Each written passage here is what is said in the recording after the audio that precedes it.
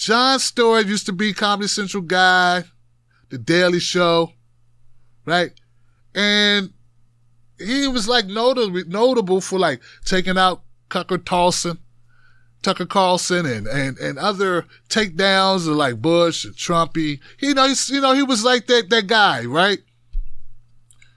And he's come back, right? He's come back and he made some statements about Joe Biden, about America and where we are right now. And I don't know, man, how I feel about it. Like, I feel, I have a clip of it, but I'm also worried. He was on the Stephen Colbert Show, and they don't let us play anything.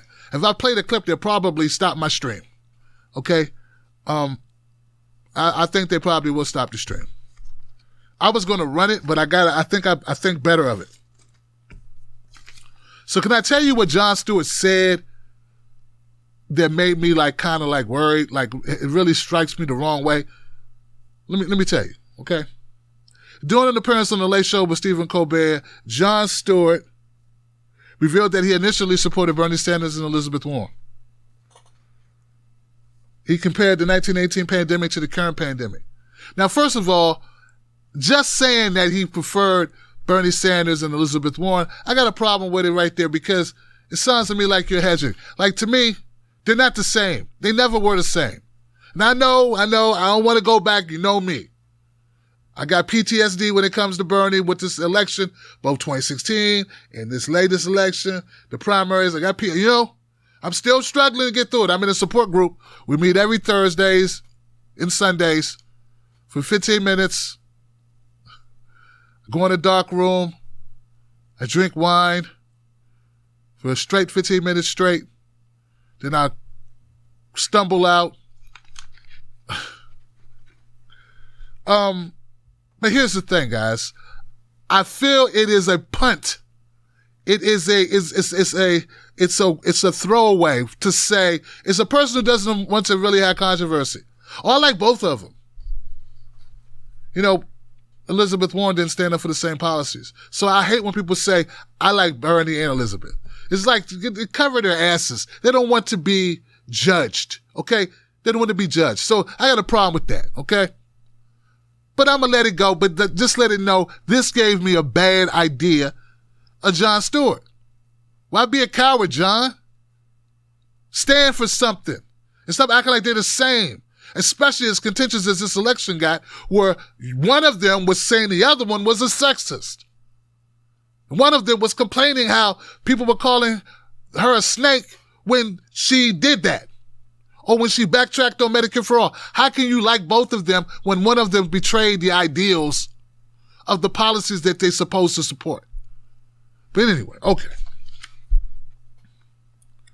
So it says here, after being critical of Biden, Jon Stewart shared what he believed makes the former vice president the best suited leader for America. He says, what I think in this moment this country needs is a leader of humility that understands that he doesn't understand, that understands the humanity of this experiment and the difficulty that it is in maintaining it.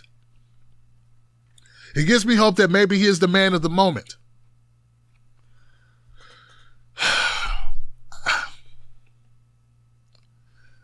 He's assigning thoughts to Joe Biden that I don't think really exist. He talks about how humble Biden has been by these events. He said, upon seeing past Biden's Uncle Joe character, Stewart said that he has learned to value the Democratic nominee's life experiences, noting that the grief from lost Biden has experienced leads to humility. So he's saying, well, he thinks that Biden has been humbled by the loss of his son, Bo, also the earlier loss of children in a car accident, his wife and I think it was his son or something. And that has humbled Joe Biden. Once again, I feel that our friend Jon Stewart has assigned virtues to Joe Biden that are non-existent. Did you happen to watch Joe Biden threaten to fight people on the campaign trail? I don't know what's humble about a guy who tells a person afraid of being deported or having family members deported due to the rapid deportations that Obama did, that Biden was the VP under that administration, to tell that person, that activist, Just go vote for somebody else then. Just go vote for Trump or go vote for Bernie or something. Get out of my face. I mean, where's the humility and the humbleness in that attitude? Where's the humble humility in telling anyone who would question you at all of anything? You want to mix it up? You want to go outside? You want to get it on? You want to do some push-ups? Come on, fat. Where's the humility and humanity in threatening people to a boxing match on damn near a daily basis? I don't get it.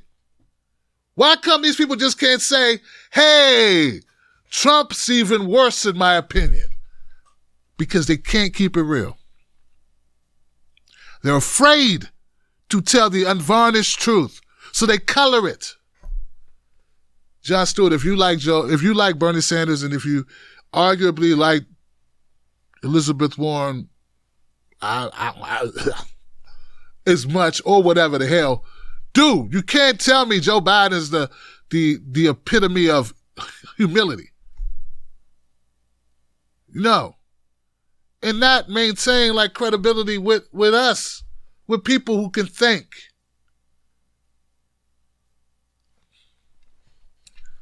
It's too much of it going around, you know? It's too much. You know, Dr. Cornel West on my show said he would vote for Biden because he feels he has to.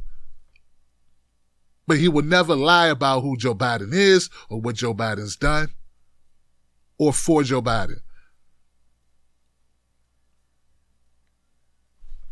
I think that's pretty well said. Michael Moore, who I interviewed a couple of days ago, he said the same thing. And he cited Cornel West making that statement because that's Cornel West's running statement when he's asked that question about Joe Biden, because he recognizes Joe Biden has been a part of the neoliberal elite who has put us largely in this situation that we are in, defines us with gross income inequality, mass incarceration, drone king, and so forth and so on. So to just ignore all of that, I mean, damn it, John, you the guy with the wounded warriors trying to make sure the 9/11 victims get their due and get medical care and get their families get taken care of. And Joe Biden's the guy who helped send us to Iraq. And you are here talking about he's humble? So why do people have to lie about Joe Biden's qualities? Why can't they just keep it real about who he is? I mean, it's not all just a shtick.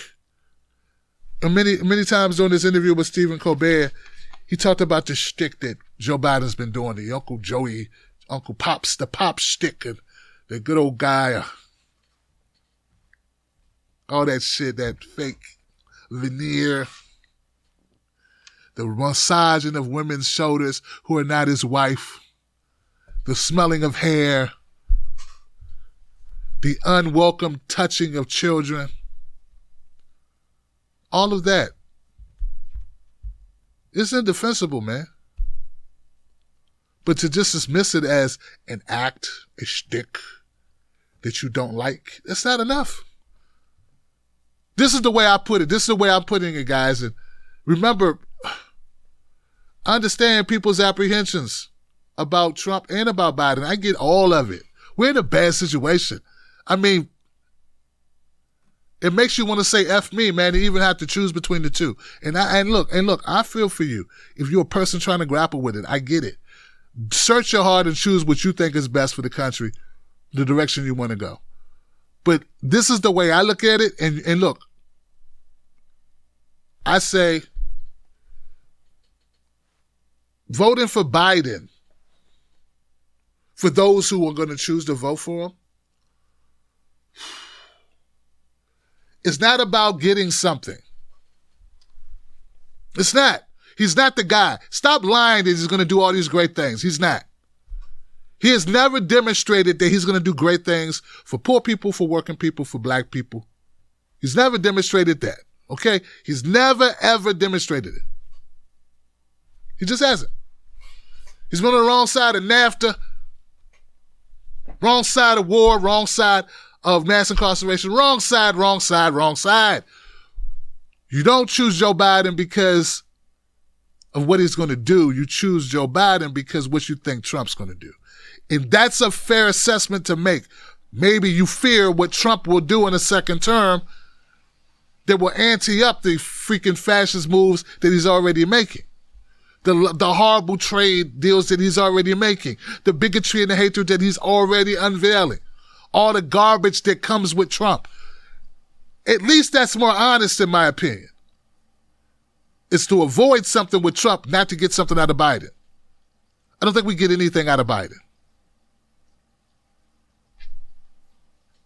Now, I know the climate of these people, and whenever I bring it up, there's always people going, well, that's not true progressives. Or that, forget the labels, man. Whoever these people are who defend either Trump or Biden, I got a problem with. Both can be critiqued and should be critiqued.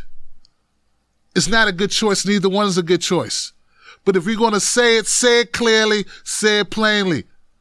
Biden is not going to do anything for us. And if you want it, and those people who fell asleep at the wheel, who showed a dereliction of duty, who should have been challenging Biden from the gate.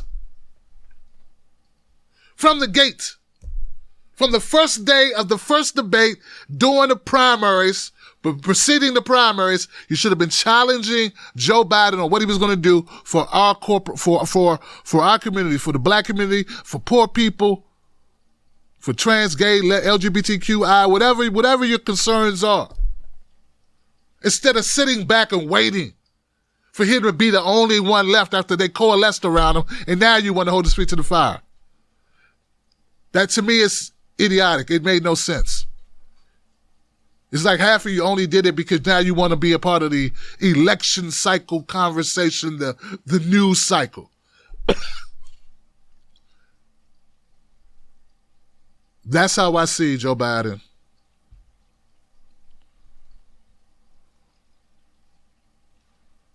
He's I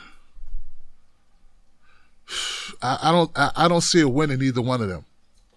And I mean that the people that go, well, we could survive Trump. No, you can survive Trump. You think that you're surviving Trump. There are people hurting now. There are people hurting now who don't agree with you. I know you think you can. Maybe you can. You don't speak for everyone who's suffering under this situation, under this administration. I think it was an Asian woman who said, she worries about her kids, and if we open school, with Trump using those words like the Kung flu, and the way he laid the COVID-19 at the step of China, that there'll be ignorant kids taunting Asian kids all year, and now how that's going to make them feel, and when you explain that to me, articulate it to me, I get it. Because kids are brutal as hell. And that's a president making light of something that's going to be turned around by ignorant ass kids because they got ignorant ass parents and doing that. So you may say, no big deal to other people. I get it. I get the concern. I mean, kids are brutal enough without giving any ammunition. But the children of Trump supporters who believe in Trump, that, my friends, is also an issue. So Jon Stewart, back to Jon Stewart, just to close it out. Jon Stewart, I don't know what you came back to do. But we don't need any more cowards. We got enough cowards. We got enough people who can only say what's polite to say, what's not going to put them in harm's way, and it's basically scripted garbage. You didn't leave on that note. I thought you left because you wanted to avoid becoming that guy. And then you return and you become somewhat that guy. I don't get it. But then maybe I'm not supposed to get it. I don't get the revelry over Jon Stewart, nor do I get the continual worship of people like Joe Rogan.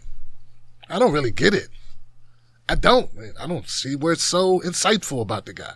I mean, don't get me wrong, I'd love to go on the show, but how insightful he's really not. Just the guy talking in a room and people go, where's your Joe Rogan show? Wow. I was like, what? What does he do? What does he do? I can't name a single joke he's ever told. Nothing's quotable. Jokes about smoking weed, that's about it. Like, anyway. I know I got all over the place there. I'm just saying, I just don't get it. I don't get it. But like, maybe it's not for me, man. You know what I'm saying? Like, you know, it ain't everything ain't for you. Okay? That's how I look at Jon Stewart. Like, everything ain't for you. It's not for me, it's not for me. Because if this is the guy, that's the best guy, he's the guy, the standard bearer of this thing I'm doing right now, I don't get it, man. How was Jon Stewart like the king of talk commentary, news commentary? I don't get it. He's got like 30 writers in the room, and they just gave him material, and he just read it. I don't get it. But okay, what the hell? And now he's coming out carrying water for Biden, talking about Biden's a great guy, and I don't get that either.